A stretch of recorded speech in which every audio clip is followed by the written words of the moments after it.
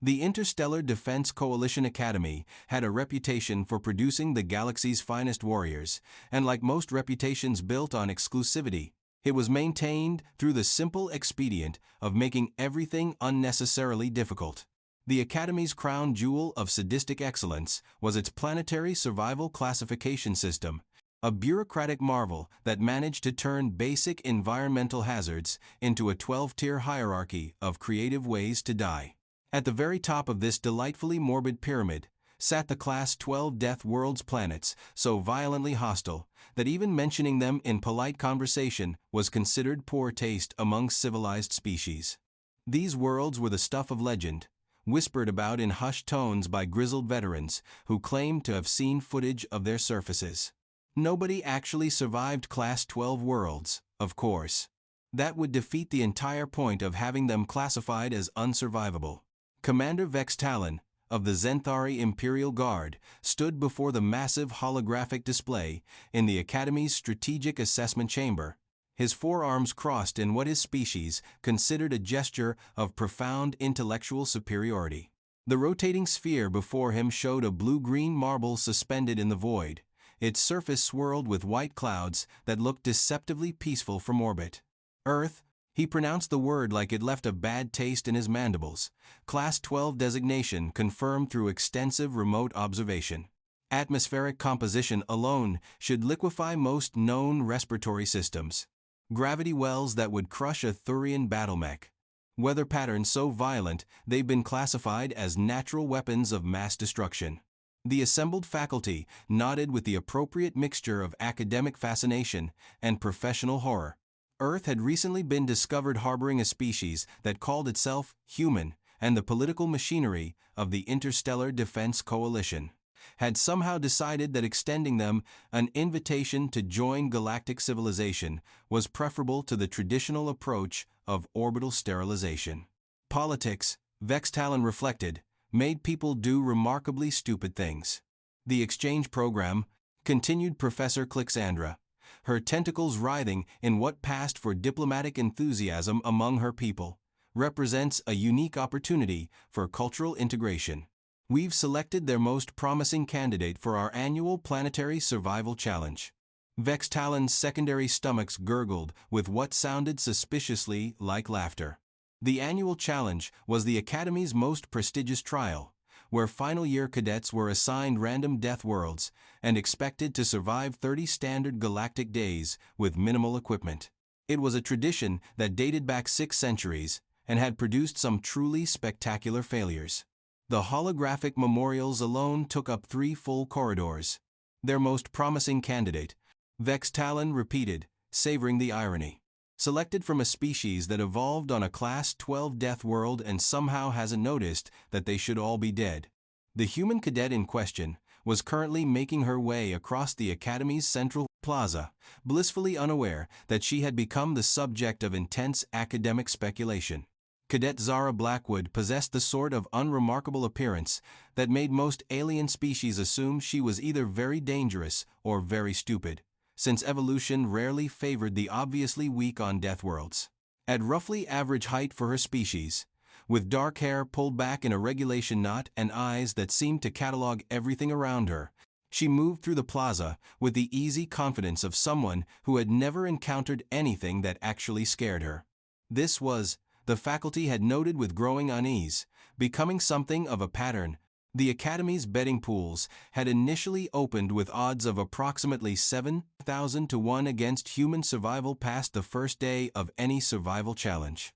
These odds had been calculated by Professor Thekmari's Advanced Probability Mathematics class as a practical exercise in statistical analysis, and they represented the most generous assessment possible given available data about human physiological limitations.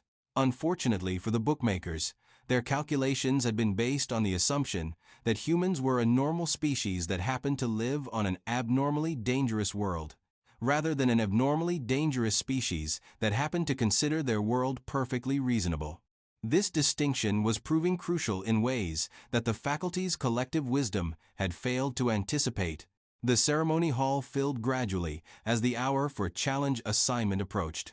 Representatives from dozens of species arranged themselves according to complex protocols of diplomatic precedence, creating a colorful tapestry of scales, feathers, chitin, and the occasional energy field that passed for formal wear among the more exotic participants. The architecture itself was a masterpiece of intimidation, designed to make anyone standing at its center feel appropriately insignificant. Cadet Blackwood entered precisely on time and took her assigned position without ceremony. Around her, alien cadets shifted nervously, their various appendages betraying anxiety in species-specific ways. The Thurians' carapaces darkened to a deep burgundy. The Velshari's crystalline formations chimed softly in minor keys. The lone Corvash representative began shedding scales at an alarming rate. High above them, the massive holographic projector hummed to life, casting a three-dimensional map of the local galactic sector into the air above the assembled cadets. Thousands of worlds appeared as glowing dots, color-coded according to their survival challenge classifications. Green for Class I through III, representing worlds where the primary danger was boredom. Yellow for Class IV through VI, where paying attention would generally keep you alive. Orange for Class VII through IX, where paying attention might keep you alive if you were lucky. Red for Class X and XI, where prayer to whatever deities your species favored was recommended regardless of your personal theological inclinations. And finally, pulsing like a warning beacon, the deep crimson markers that indicated Class XII. There were exactly 7 of them within Academy jurisdiction, each representing a different flavor of creative obliteration. Their names were spoken with reverence in military academies across the galaxy. Zirion Prime, with its atmosphere of weaponized acid. Thulgotha, where the gravity fluctuated randomly between crushing and negligible. Kethvara, whose surface was composed entirely of self-replicating predatory crystals. And Earth, sweet, innocent Earth, with its cheerfully deceptive blue-green appearance and its complete disdain for the basic laws of how habitable worlds were supposed to behave. Commander Vextalon approached the ceremonial assignment podium with the measured stride of someone who was about to witness history being made, though probably not the kind of history that would reflect well on anyone involved. The assignment protocol was elegantly simple. Each cadet would receive a randomly generated planetary designation, along with standard survival equipment and 30 days to prove they deserved their eventual commission. Cadet Vorthak of the Stellar Hegemony, Vextalon's voice carried easily across the hall. Your assigned world is Kepler 442c, Classification 4. Environmental hazards include mild temperature variations and indigenous fauna of limited hostility. The Thurian cadet's relief was visible, as his carapace shifted back to a healthier shade of blue-green. Class 4 worlds were considered vacation destinations by Academy standards. The assignments continued, working through the assembled cadets, with the methodical precision of a bureaucracy that had perfected the art of making life difficult. Most received worlds in the Class V to 7 range challenging enough to test their skills, dangerous enough to make interesting stories, survivable enough to avoid excessive paperwork. Cadet Zara Blackwood of the Terran Confederation, Vextalon paused dramatically, allowing silence to build in the hall. The holographic display above shifted, zooming in on a familiar blue-green sphere that seemed to glow with innocent menace. Your assigned world is Earth, Classification 12. Environmental hazards include. He paused again, consulting his tablet. Everything. The silence that followed was the kind of profound quiet that civilized beings reserve for moments of impending disaster. Several cadets made religious gestures. The Corvash representative actually fainted, requiring medical attention from Academy staff who seemed unsurprised by this development. Cadet Blackwood looked up at the holographic representation of her homeworld with what appeared to be mild interest. Understood, sir. When do we deploy? Vextalon's mandibles clicked in what his species used to express confusion. Cadet, you understand that Earth is classified as a Class XII Death World? The survival rate for Class 12 Assignments Island. 0%, sir. Blackwood completed the sentence with apparent cheerfulness. I'm familiar with the statistics. And you have no concerns about this assignment. Blackwood considered the question with the sort of thoughtful expression that usually preceded statements that would later be carved into memorial plaques. Well, sir, I suppose I'm curious about the survival equipment. Will it be standard issue, or are there special modifications for Earth environments? The equipment manifest for Earth survival challenges had been compiled by a committee of xenobiologists, military engineers, and insurance adjusters, resulting in a comprehensive list of everything a cadet might need to survive 30 days on a death world. The list included atmospheric processors, gravitational compensation units, radiation shielding, emergency medical systems, hostile fauna deterrence, weather protection modules, and approximately 47 backup systems for the backup systems. The standard Class XII survival package, Vextalon explained, includes enough redundant life support systems to maintain a small colony. The atmospheric processor alone masses 300 kilograms. That seems excessive, sir. Excessive? Vextalon's voice rose to a pitch that suggested either outrage or respiratory distress.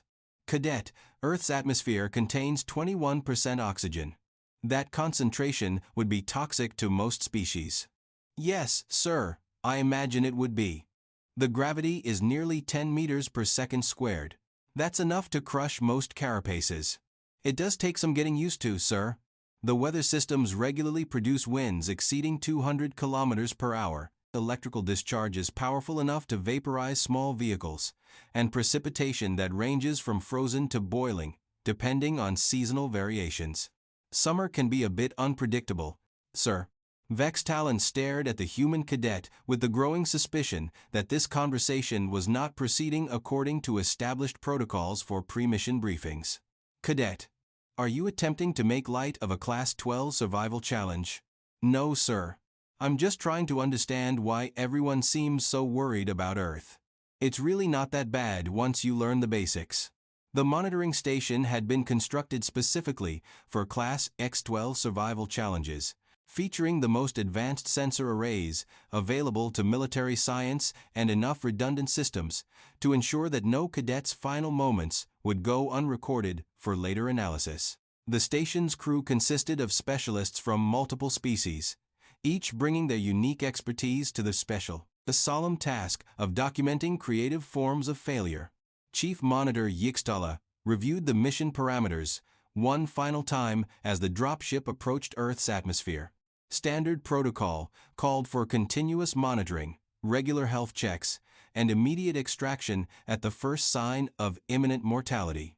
The extraction teams were already on standby, their equipment checked and rechecked according to regulations that had been written in the blood of previous failures. Dropship approaching insertion point, reported the pilot, his voice carrying the professionally neutral tone that transport crews used when delivering cargo to places where they preferred not to linger. Environmental readings are, well, they're exactly what we expected for a Class XII world. Through the monitoring station's displays, the crew watched Cadet Blackwood check her equipment one final time. The standard survival package looked almost comically oversized compared to her slight frame, bristling with sensors, processors, and emergency systems that represented the pinnacle of galactic engineering. Insertion point confirmed, the pilot announced. Cadet, you are cleared for deployment to Earth's surface. Emergency extraction is available on any frequency. God help you. Thank you for the ride, Blackwood replied cheerfully. See you in 30 days. The dropship's cargo bay opened to reveal Earth's surface, a landscape of rolling green hills, scattered forests, and a small river that sparkled in the afternoon sunlight. To the monitoring crew, it looked like a death trap disguised as a postcard. To Cadet Blackwood, it looked like Tuesday.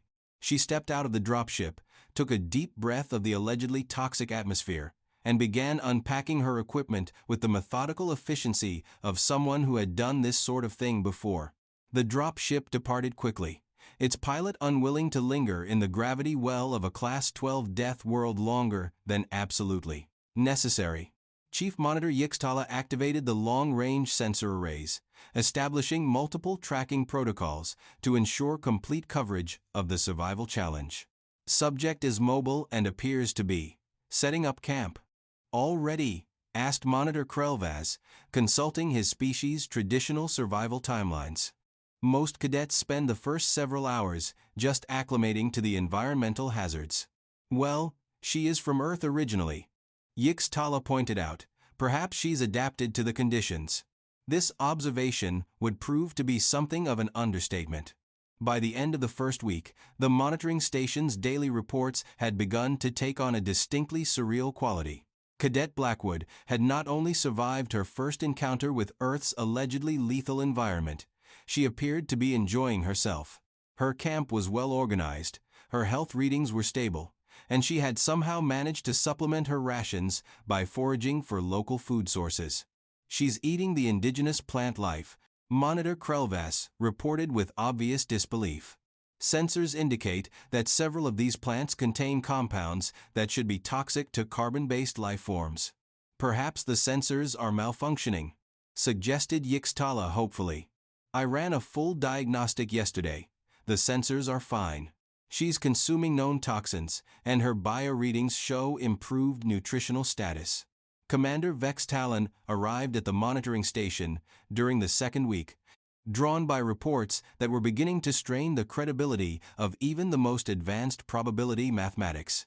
He found the monitoring crew in a state of professional confusion, gathered around displays that showed their subject engaging in activities that defied several established laws of xenobiology. Report, Vex Talon demanded. Sir, Chief Monitor Yix-Tala began carefully. Cadet Blackwood continues to survive on Earth's surface. Her activities appear to include recreational, swimming in the local water sources. Swimming? In unfiltered planetary surface water. Yes, sir. Yesterday, she spent approximately 2 hours submerged in a natural water source that our analysis indicates contains numerous microorganisms, dissolved minerals, and trace amounts of organic compounds that should be lethal to most known life forms. And her condition? Improved, sir. Her muscle tone has increased, her cardiovascular efficiency has improved by 12%, and she appears to have gained weight despite rationing her official supplies.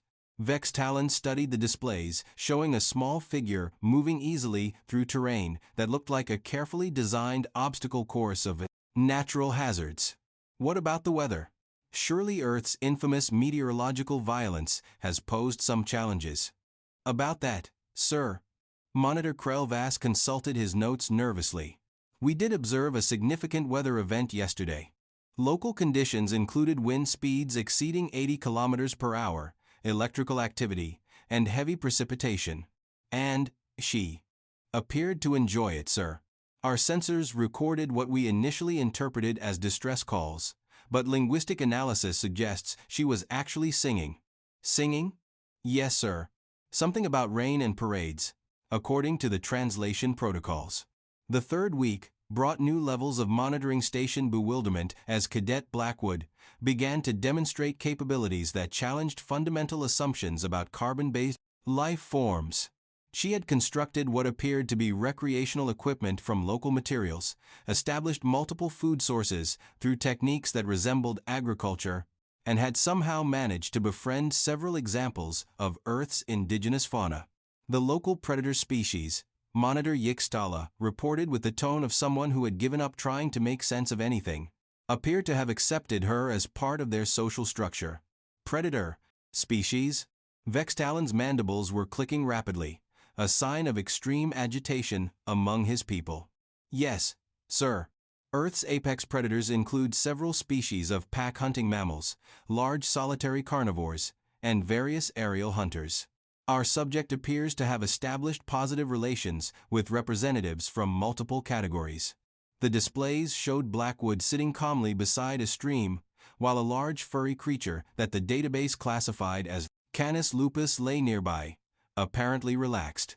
Other creatures moved through the area with a sort of casual indifference that suggested they had reached some form of understanding with the strange hairless primate that had taken up residence in their territory.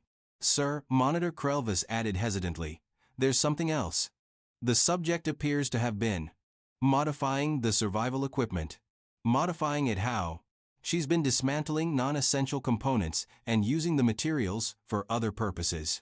The atmospheric processor has been converted into something that appears to be a heating and cooking system. The gravitational compensation unit is now part of a water purification setup. The emergency medical station has been repurposed as a food storage facility. Vex Talon felt something that his species had not experienced in several centuries: complete intellectual confusion. She's dismantled life support equipment designed for Class 12 survival and used it to make her life more comfortable. That appears to be correct, sir. On Earth. A Class 12 Death World. Yes, sir. And she's thriving. By all measurable standards, sir. Yes. The fourth week was when the betting pools reached mathematical impossibility. Cadet Blackwood had not only survived 28 days on a Class 12 Death World, she had done so while apparently treating the entire experience as an extended camping trip. Her health readings were better than when she had started. Her equipment had been creatively repurposed into a comfortable living situation. She had established what appeared to be a sustainable lifestyle that could theoretically continue indefinitely. The monitoring station crew had given up trying to find logical explanations and had settled into a routine of documenting impossible events with professional resignation. Their daily reports read like science fiction, written by someone with a poor understanding of how physics was supposed to work.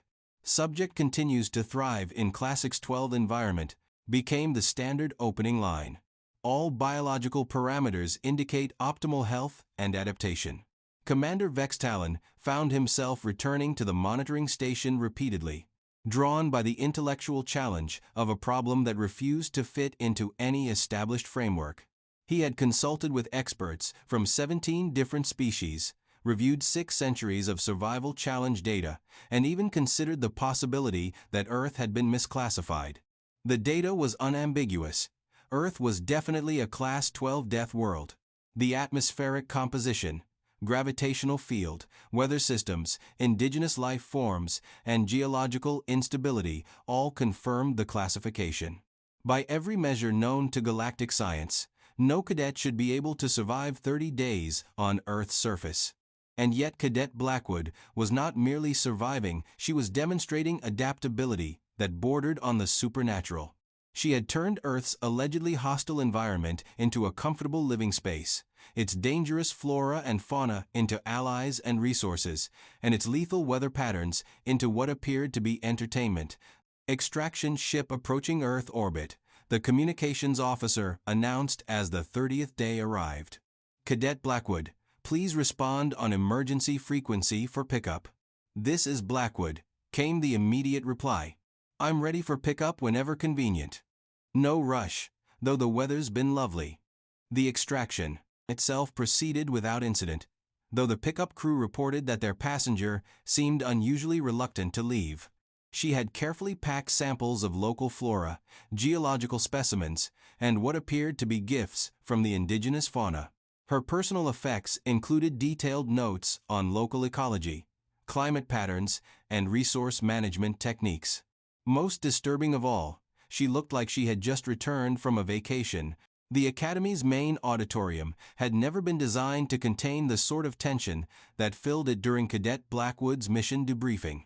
Representatives from dozens of species occupied every available seat, drawn by reports that challenged everything they thought they knew about survival, adaptation, and the basic principles of how dangerous the universe was supposed to be.